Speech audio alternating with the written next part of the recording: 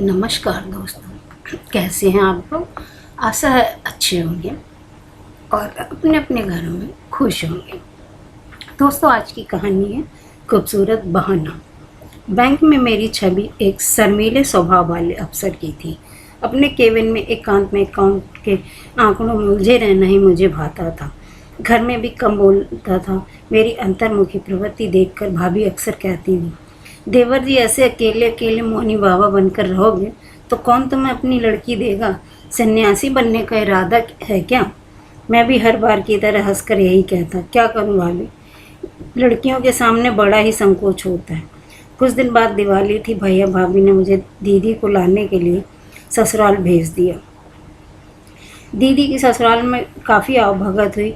खाना खाने के दौरान ही एक मधुर आवाज़ कानों में पड़ी, आप तो कुछ खा ही नहीं रहे, एक रोटी और लीजिए ना।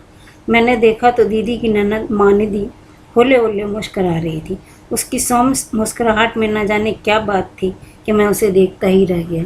आंखें मिलीं और मेरे दिल में पहली बार अजीब सी हलचल हुई। आज मैं मानिदी की एक झलक पाने को ही बेताब रहता। उसकी खिलखिलाती हंसी और उसकी मासूमियत में अजीब सी कशिश थी। मैं कुछ समझने लगा था कि शायद इसी को प्यार कहते हैं, और अब मैं भी उसकी गिरफ्त में आ चुका हूँ। एक दिन मैं पानी पीने के बहाने डाइनिंग रूम में आया।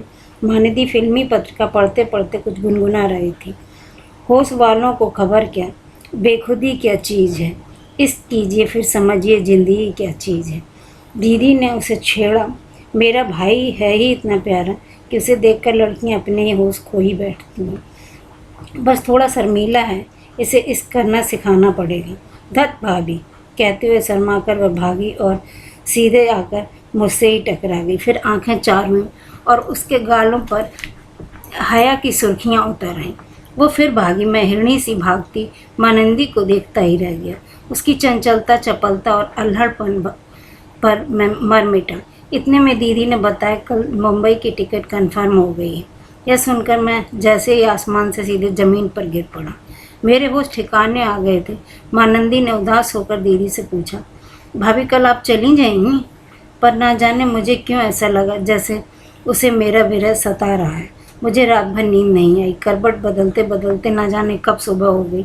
जीजा जी और उनके परिवार वाले हमें विदा कर रहे थे। मानंदी दूर खड़ी जुदाई की पीड़ा झेल रही थी। उसकी आंखों में साफ नजर आ रहा था।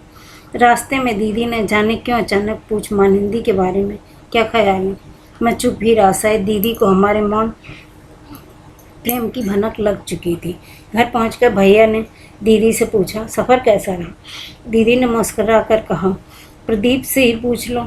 भाभी भी किचन में आकर बोली, क्या बात है देवर जी, बदले बदले से नज़र आ रहे हो। मुझे तो कुछ समझ में नहीं आ रहा था कि सब क्या चल रहा है।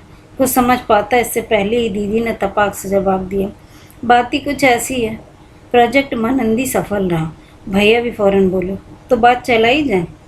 अब मैं समझ चुका था कि ये सब भैया भाभी की ही मिली भगत थी। दीदी की ससुराल भेजना तो सिर्फ एक बहाना था, लेकिन मुझे कोई गिला नहीं था। यह बहाना इतना हसीन था कि मुझे मेरी ज़िंदगी का सबसे खूबसूरत मकसद मिल गया था।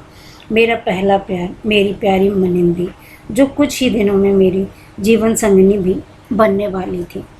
दोस्तों, आप लोगों को यह कहानी कैसी लगी। अगर आप लोगों को यह कहानी अच्छी लगी हो तो प्लीज़ लाइक कीजिए, सब्सक्राइब कीजिए और मुझे सपोर्ट कीजिए। धन्यवाद।